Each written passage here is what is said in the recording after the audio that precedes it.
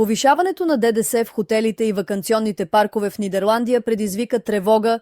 Из цялата страна хотелите и ваканционните паркове изразяват силно безпокойство заради предстоящото покачване на данъка върху добавената стойност от 1 януари 2026 година.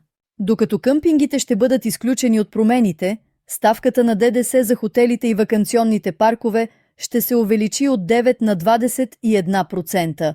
Представителите на Кралската хотелска асоциация на Нидерландия предупреждават, че решението може да има сериозни последствия за бранша и националната икономика.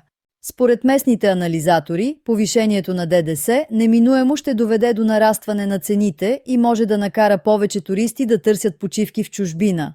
Управляващите казват, че решението за увеличаване на данъка ще засегне особено туризма, който се възстановява от трудностите, породени от пандемията.